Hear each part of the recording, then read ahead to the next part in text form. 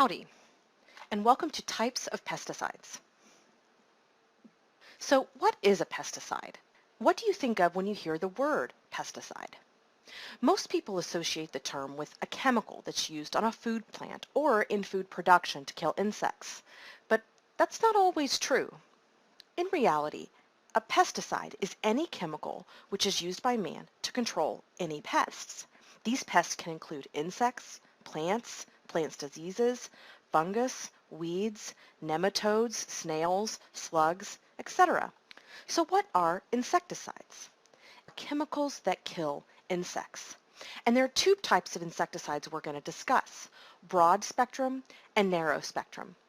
It's also important for you to know the difference between short-term and residual insecticides. Now, you shouldn't confuse the term insecticide with pesticide. A very important distinction to make before using any pesticide is to know if it's systemic or not. Systemic insecticides are those insecticides that are taken up by the plant and then any insect that's feeding on the plant ingests the chemical and dies. Broad-spectrum insecticides kill only a few types of insects and are the most commonly used insecticides because they're general-purpose killers. They're commonly used when several types of insects are a problem, especially in structural pest management. Narrow-spectrum insecticides are very selective. Examples of these are chitin synthesis inhibitors and growth regulators. Chitin inhibitors only affect animals with chitin in their exoskeleton, for example, insects and crustaceans. Growth regulators are even more specific. They affect certain groups of species that have a particular hormone in their body. Short-term insecticides are best when the insects are not going to return to the area and when long-term exposure could potentially injure non-target plants or animals. We often use these types of products for quick knockdown or flushing. Residual insecticides remain active for long periods of time and are useful when there's a persistent insect problem. One of the downfalls is that environmental or health hazards must be considered because these products hang around for so long. Pheromones are the most restrictive type of insecticides because they only work on one particular species or even sometimes one sex of a particular species. For example, the males only.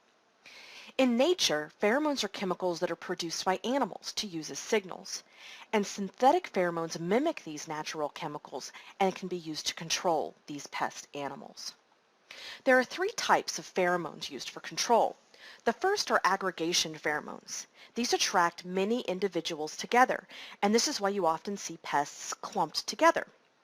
Sex pheromones attract one sex of a species to the other.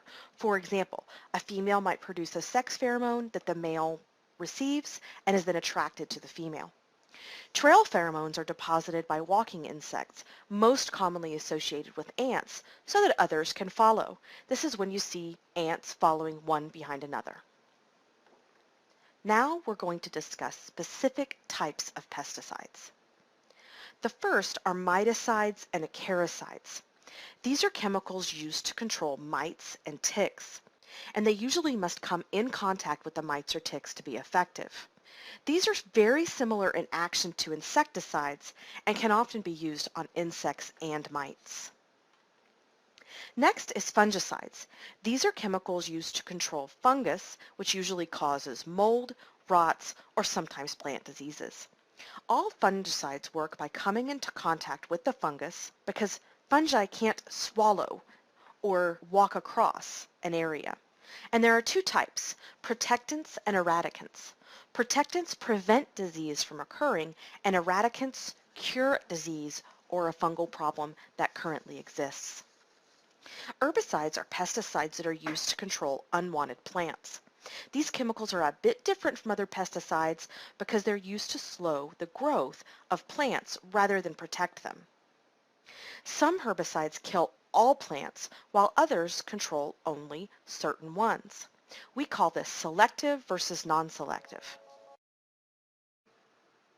The timing of an herbicide application is very important. In order to get the job done effectively without hurting desirable plants, you have to apply it at the appropriate time. The directions on the label will tell you when to apply the herbicide for best results. Pre-plant herbicide applications are used before the desirable plant has been planted and before the weeds have emerged. Pre-emergent herbicides are used before the weeds actually emerge, but the crop or plant or other desirable plant may have already been planted. Post-emergent applications are used after the crop, plant, or desirable plant has been planted and the weeds have already emerged. This is the most common type of herbicide application. Rodenticides are chemicals used to control rats, mice, bats, and other rodents. Other products that are used to control mammals and birds or fish can also be lumped into this category. Most rodenticides or stomach poisons are usually applied as some type of bait material. Rodenticides should be used carefully because they can pose a hazard to domestic animals or other desirable wildlife, and they are usually applied in limited areas such as known feeding places, runways, or other areas of known activity. Avicides are pesticides designed to control birds.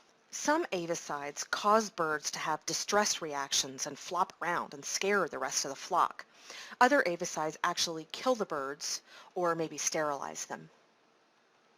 Nematicides are chemicals that control nematodes. Nematodes are microscopic, tiny worm-like creatures that live in the soil and sometimes feed on plant roots.